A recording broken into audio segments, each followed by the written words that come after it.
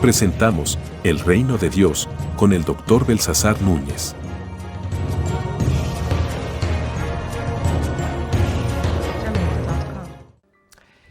Bienvenidos nuevamente a este programa. Queremos agradecerles por su sintonía para compartir con nosotros este tema sobre el reino de Dios.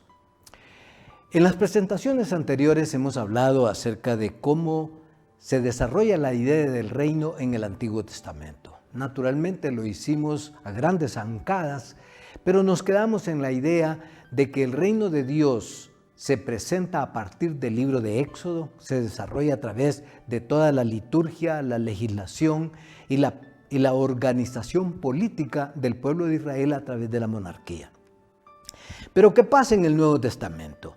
Dijimos que ya en esta manifestación del reino que Dios quiso probar o permitirle al pueblo de Israel probar la presencia del reino a través de las monarquías del Antiguo Testamento y que su corrupción, la corrupción de su corazón trajo el deterioro del reino hasta el punto que entonces Dios tuvo que plantear una manera de rescatar, y aquí es donde viene la idea de la irrupción nuevamente del reino que está quedando fuera del contexto de la comunidad del mundo entero y ahora que está quedando afuera también del contexto, de la práctica y de la vida, de la vivencia del mismo pueblo de Israel porque se corrompió. Entonces promete un reinado que ha de venir en el futuro a través del linaje de David. Por eso el Evangelio de San Mateo, que fue colocado ahí como primero, aunque no fue el primero escrito, se presenta pues a Jesucristo como el Rey, el Hijo de David, el heredero de la promesa del reino. Entonces Jesucristo viene predicando el reino de Dios. El reino de Dios se ha acercado. Arrepentíos y creed en el Evangelio. Esta es la proclama central de Jesucristo, que se desarrolla a través del Nuevo Testamento, desde el libro de Mateo hasta el libro de Apocalipsis.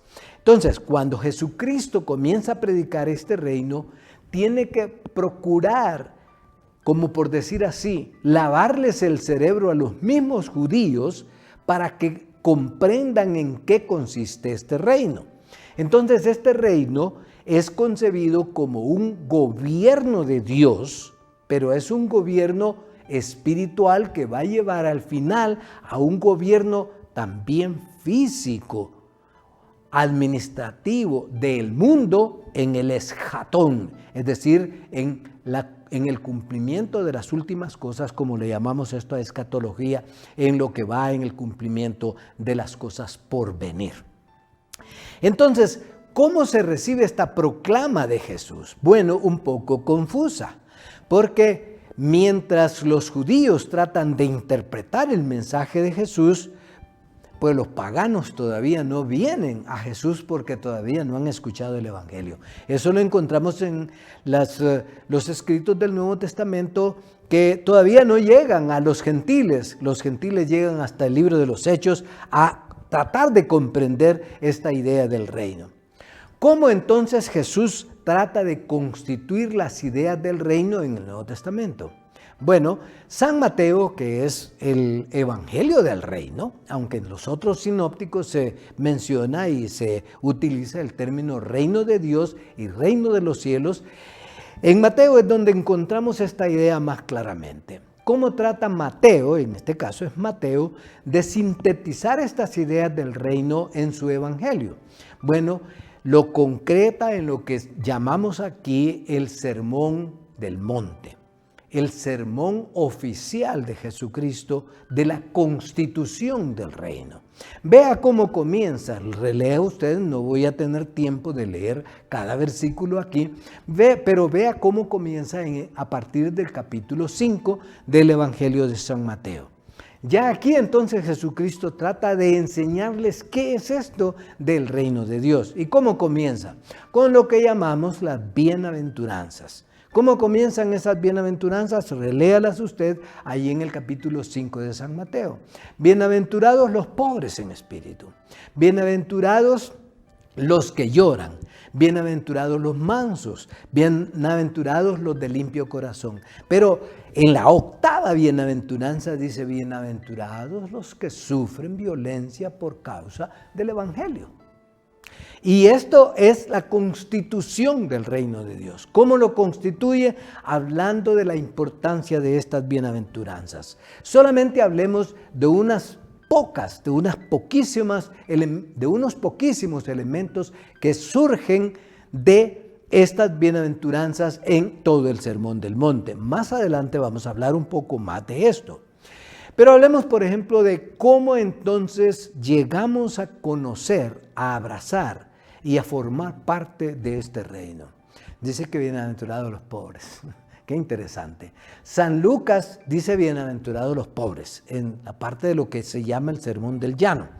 Pero San Mateo dice bienaventurados los pobres en espíritu. ¿Qué significa esto? Bueno, que los 12 evangelistas entendieron la situación o la enseñanza de Jesús de esta bienaventuranza de las dos maneras. Bienaventurados los que son tan pobres que tienen que recurrir a Dios porque no tienen ni nombre o abolengo, no tienen riquezas, no tienen cuentas bancarias. En aquel tiempo ya existían las cuentas bancarias. No tienen un gran renombre porque tienen fama, no son artistas de esos, de los ídolos de la posmodernidad, y que son bienaventurados los que no pueden o no necesitan o no quieren confiar en nada de eso, sino que son tan pobres que tienen que recurrir a la fe y a la misericordia de Dios para perdonar sus pecados. Y solo voy a hablar de estas dos porque el tiempo nos apremia. El siguiente es bienaventurados los que lloran. Los que pertenecen a este reino tienen que ser pobres en el sentido total, pobres en el espíritu y pobres porque no tienen nada sobre qué construir sus nombres. Luego, bienaventurados los que lloran. ¿Por qué? Porque son conscientes de haber fallado a Dios y de que son conscientes de su pecaminosidad y vienen delante de Dios a participar de este reino. El que es altanero no puede pertenecer a este reino. Acuérdese de la parábola de Jesús del fariseo y el publicano. ¿De qué habla?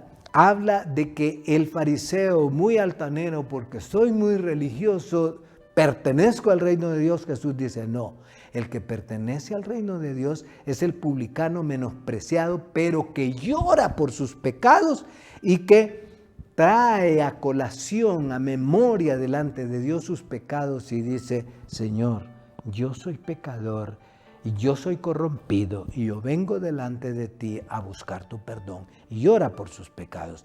Entonces, en el Sermón del Monte, Jesucristo establece lo que podríamos llamar la constitución del reino de los cielos en el Nuevo Testamento y llama a todos a pertenecer a este reino. Pero ¿cómo va a pertenecer? Ya dijimos dos de los principales elementos que nosotros tenemos que analizar y que abrazar para poder pertenecer a este reino. Entonces comienza a llamar a los que quieren pertenecer a este reino. ¿Quiénes son?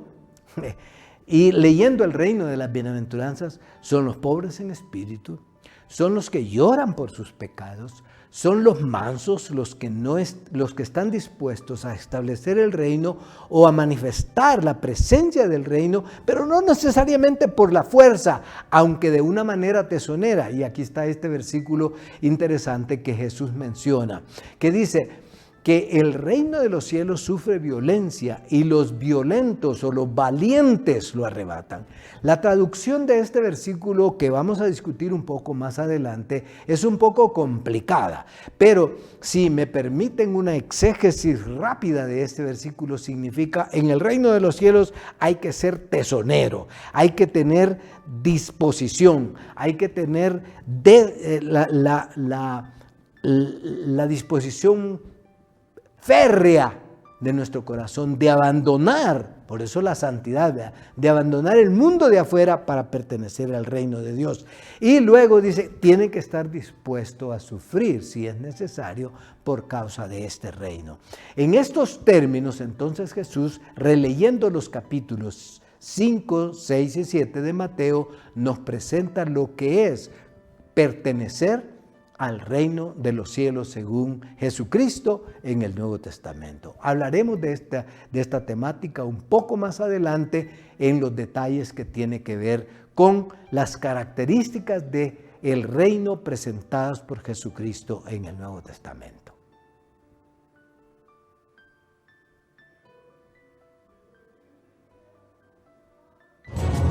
Hemos presentado El Reino de Dios con el Dr. Belsasar Núñez.